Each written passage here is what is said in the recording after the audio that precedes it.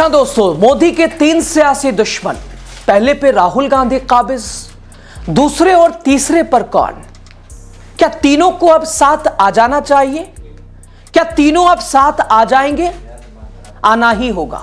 जी हां दोस्तों, बीजेपी ने खुले तौर पर ऐलान कर दिया, इस वक्त सियासत की दुनिया में प्रधानमंत्री नरेंद्र मोदी के 3 सबसे बड़े दुश्मन हैं, 3, और तीनों की राजनीति से प्रधानमंत्री नरेंद्र मोदी की राजनीति को जबरदस्त खतरा है। हर घड़ी खतरा है, हर वक्त खतरा है। अब तक दोस्तों सियासी गलियारों में इस बात की चर्चा होती थी, लेकिन बीजेपी ने खुले दिल से स्वीकार कर लिया, मोदी की राजनीति के सामने दीवार तो ये तीनों ही हैं। इन तीनों की वजह से आने वाले वक्त में बीजेपी को खतरा है, प्रधानमंत्री नरेंद्र मोदी को खतरा है। आखिर ये हैं कौन तीनों? अगर एक खुद राहुल गांधी हैं तो 2 और कौन है जिनको प्रधानमंत्री को, पूरी भारतीय जनता पार्टी को जिनसे खतरा है? आपको बताएंगे दोस्तों, रूबरू कराएंगे। आप द राजनीति का विशेष सेगमेंट देख रहे हैं, मैं हूं आपके साथ यासू। दोस्तों मैं यूं ही नहीं कह रहा हूं, बल्कि बीजेपी ने सार्वजनिक तौर पर यह स्वीकार किया है कि मोदी के दुश्मन तो हैं, ये 3 ही हैं। इन 3 के अलावा अभी खतरा और कोई नहीं है। दोस्तों पहले नंबर पर जो प्रधानमंत्री नरेंद्र मोदी का सबसे बड़ा सियासी दुश्मन है वो और कोई नहीं है, नेता प्रतिपक्ष भारतीय जनता पार्टी की नजर में पप्पू राहुल गांधी है। एक दुश्मन, सियासी दुश्मन प्रधानमंत्री नरेंद्र मोदी के। एक तरह से बीजेपी ने यह कबूल कर लिया है कि राहुल गांधी राजनीति की वजह से प्रधानमंत्री नरेंद्र मोदी असहज हो जाते हैं। क्यों? राहुल गांधी की राजनीति की वजह से, राहुल गांधी की वजह से। भक्तों की नजर में जो पप्पू है, प्रधानमंत्री उससे कांपते हैं, डरते हैं, घबराते हैं, खतरा महसूस करते हैं। किससे? भक्तों की नजर में जो पप्पू है, राहुल गांधी, सबसे बड़ा खतरा। उनके सवालों का जवाब मोदी के पास नहीं है, होगा भी नहीं, यह भी सवाल है। दोस्तों भारत की राजनीति में 2 और नेता हैं राहुल गांधी के अलावा। उन 2 नेताओं के बारे में मैं आपके सामने बात रखूंगा, मैं बताऊंगा वो कौन है जिनसे प्रधानमंत्री घबराते हैं, बीजेपी थर्राती है, खतरा महसूस करती है। लेकिन राहुल गांधी से प्रधानमंत्री नरेंद्र मोदी की राजनीति को खतरा आखिर है तो है क्यों? वो पीएम मोदी की स्पीच और बीजेपी के प्रवक्ता की प्रेस कॉन्फ्रेंस के जरिए सुनाऊंगा।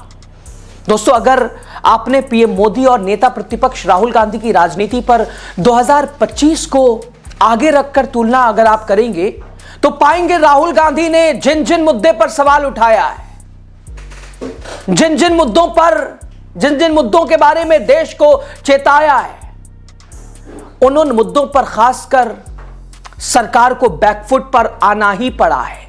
सरकार बैकफुट पर आई ही है जिन जिन मुद्दों पर राहुल गांधी ने चेताया था।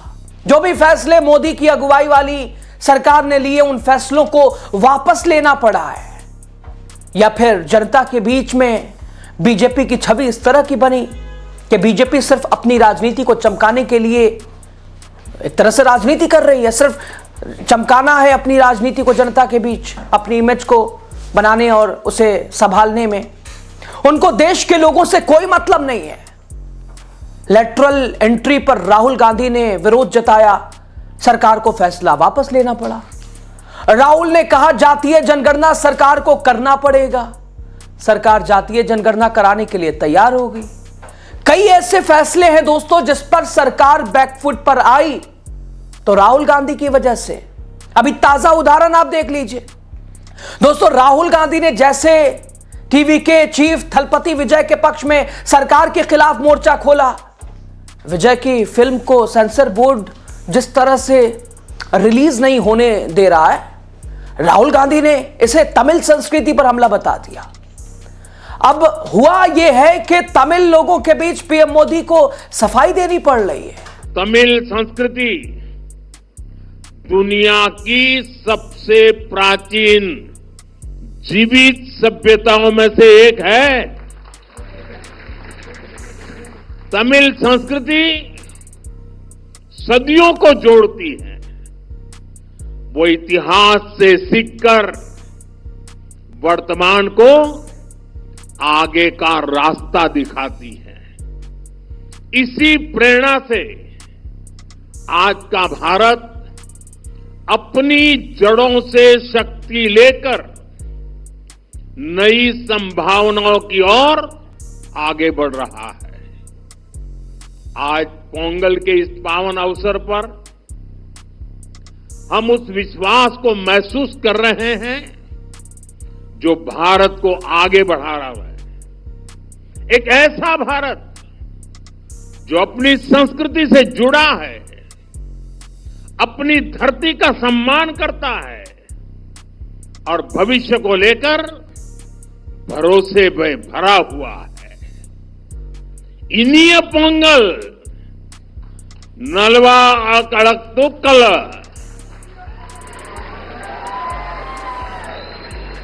वागा तमिल वड़गा भारतम। सुना दोस्तों आपने मोदी जी क्या कह रहे हैं? वो कह रहे हैं तमिल कल्चर दुनिया की सबसे पुरानी जीवित सभ्यताओं में से एक है। इसमें सदियों की समझदारी, इसमें परंपरा है जो इतिहास से सबक लेकर भविष्य की ओर रास्ता दिखाती है। इस विरासत से प्रेरित होकर आज का भारत आगे बढ़ते हुए अपनी सांस्कृतिक जड़ों से ताकत लेता है, ऊर्जा लेता है। तो फिर तमिल फिल्म के सुपरस्टार थलपति विजय पर क्यों नकेल कस रहे हैं साहब? दोस्तों ये बताने के लिए राहुल गांधी की दहाड़ से साहब को डर लगता है, डर बीजेपी को भी लगता है। जो देश विरोधी मानसिकता वाले लोग हैं, कभी जाति के नाम पे, कभी क्षेत्र के नाम पे, कभी अस्मिता के नाम पे, जो अपने राजनीतिक तांडव का प्रस्तुतिकरण करते रहते हैं, यह अत्यंत ही असंवेदनशीलता की पराकाष्ठा है साथियों। आज अखबारों के पृष्ठ हमने जैसे खोले और राहुल गांधी जैसे नेता जिनका ट्रैक रिकॉर्ड ही ऐसा रहा है, बिहार में जाते हैं तो बिहार में जाति के नाम पे उन्माद फैलाने का प्रयास करते हैं, तमिलनाडु में जाते हैं तो तमिल अस्मिता के नाम पे एक नकारात्मक राजनीति। He is a perfect text book example and a case study of separatism in Indian politics. इस प्रकार की भाषा का उपयोग, इस प्रकार के बयानों से उनको बचने की आवश्यकता है। एक उदाहरण जो अत्यंत ही महत्वपूर्ण है और आपके स्मरण में होना चाहिए, फिजी में प्रधानमंत्री जी के ही शासन में भारत की सरकार ने इसको सुनिश्चित किया that Tamil teaching programs should start in countries like Fiji. Government of India के सपोर्ट से वहां पे पहली बार 80 वर्षों में ऐसा हुआ है कि तमिल भाषा पे भी एक कोर्स और एक करिकुलम चल रहा है। हमारे ध्यान में आता है और यह बहुत ही महत्वपूर्ण है, यूनिवर्सिटी ऑफ ह्यूस्टन अमेरिका के एक प्रतिष्ठित विश्वविद्यालय में तमिल डायस्पोरा के लिए, तमाम इंडियन डायस्पोरा के लिए भी वहां पे एक तमिल चेयर का निर्माण होता है Indian council of cultural relations के साथ में। तो साथियों, फिजी हो, वैश्विक मंच हो, यूनाइटेड नेशंस हो, G20 हो, यूनिवर्सिटी ऑफ ह्यूस्टन हो, वहां भी तमिल चेयर को स्थापित करके Indian council of cultural relations के साथ इसको सुनिश्चित किया गया है, जो टाइमलेस हेरिटेज है, जो सनातन तमिल संस्कृति है, इसके बेनिफिशियरीज हम सब बने। हम जब जो स्कॉलरशिप में हैं, जो अध्ययन का काम करते हैं, लेखन का काम करते हैं, शोधन का काम करते हैं, उनको भी इससे लाभान्वित कैसे किया जाए, प्रधानमंत्री जी इसकी चिंता निरंतर करते रहते हैं। तो सुना दोस्तों आपने बीजेपी क्या कह रही है? राहुल गांधी जब बिहार जाते हैं तो जाति के नाम पर उन्माद फैलाने का प्रयास करते हैं, जब तमिलनाडु जाते हैं तो तमिल अस्मिता के नाम पर नकारात्मक राजनीति कर उन्माद फैलाने का काम करते हैं। ये कभी जाति के नाम पर, कभी क्षेत्र के नाम पर, कभी भाषा के नाम पर और अस्मिता के नाम पर अपने राजनीतिक तांडव का प्रस्तुतिकरण करते रहते हैं, जो अत्यंत ही असंवेदनशीलता की प्रकाष्ठा है। दोस्तों ये अपने आप में बीजेपी की बौखलाहट है और इसे स्वीकार भी कर रही है बीजेपी। एक्स पर दोस्तों बीजेपी ने एक पोस्ट लिखा, 3 नेता, तीनों के पास नियत की कमी। कोई वोटर ढूंढ रहा है, कोई माफिया में मैनेजमेंट देख रहा है और कोई अंकल पर भरोसा टिकाए बैठा है। जनता का साथ नहीं है तो क्या हुआ, जुगाड़ की राजनीति तो चल ही रही है। दोस्तों इसलिए तो मैं कह रहा हूं, बीजेपी खुलकर कह रही है, मोदी की राजनीति के लिए राहुल गांधी तो खतरा है ही, खतरा पश्चिम बंगाल की मुख्यमंत्री ममता बनर्जी भी है, खतरा सपा अध्यक्ष उत्तर प्रदेश के पूर्व मुख्यमंत्री अखिलेश यादव भी हैं। यानी राहुल गांधी, ममता बनर्जी, अखिलेश यादव, और इन तीनों से डरते हैं प्रधानमंत्री साहब भारतीय जनता पार्टी। दोस्तों, जिस तरह से एसआईआर के मैटर पर अखिलेश और ममता बनर्जी ने अपने अपने राज्यों में बीजेपी के नाक में दम किया, जिस तरह से दोनों ने अपने राज्यों में चुनाव आयोग के माथे से पसीना निकलवा दिया, बुखार छुड़वा दिया, यह तो बताने के लिए काफी है। मोदी के लिए राहुल गांधी के साथ साथ ममता बनर्जी और अखिलेश यादव की राजनीति एक तरह से खतरा है। प्रधानमंत्री घबराते हैं इन तीनों से। अखिलेश यादव ने तो अपनी राजनीतिक समझ पीएम मोदी को 2024 के लोकसभा चुनाव में दिखा दी, बता दी, समझा दी, रटा दी। जब यूपी में बीजेपी दूसरे नंबर पर खिसक गई, अखिलेश राहुल की जोड़ी ने कमाल मचाया, धमाल मचाया। जब मोदी को पहली बार नीतीश और नायडू की बैसाखियों का सहारा लेना पड़ा, अंदाजा चल गया।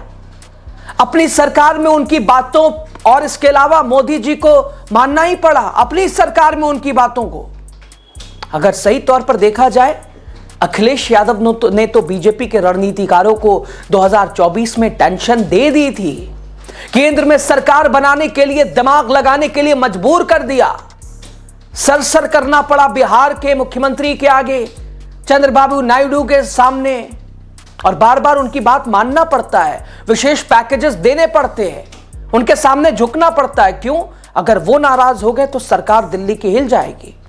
और जिम्मेदार अखिलेश यादव ने ये सिचुएशन पैदा कर दी है 400 पार के नारों के बीच। दोस्तों, ममता बनर्जी को पश्चिम बंगाल से बाहर निकालने के लिए न जाने कितने साल से बीजेपी ताकत झोंक रही है, लेकिन कामयाबी नहीं मिल पा रही है। अभी तक कामयाबी नहीं मिली है, और इस बार भी 3 बार तो नहीं मिली, चौथी बार भी ममता का तेवर आक्रामक है। लेकिन बीजेपी का सत्ता का खेल भी है, बावजूद उसके ममता हावी है। अब सोचिए दोस्तों, जिन राहुल गांधी, अखिलेश यादव, ममता बनर्जी से बीजेपी डरती है, पीएम मोदी की राजनीति के लिए खतरा मानती है, वो अगर एक साथ हो जाएंगे तो क्या होगा? और क्या एक साथ होने जा रहे हैं ये? और ये क्या एक साथ हैं? आपको क्या लगता है? एक कमेंट जरूर कीजिएगा। आप प्रधानमंत्री डरते हैं, राहुल गांधी से तो डरते ही थे, आप जानते हैं, अखिलेश से भी, ममता से भी। कमेंट जरूर कीजिए, राय आप जरूर दीजिए। आप बहुत शुक्रिया।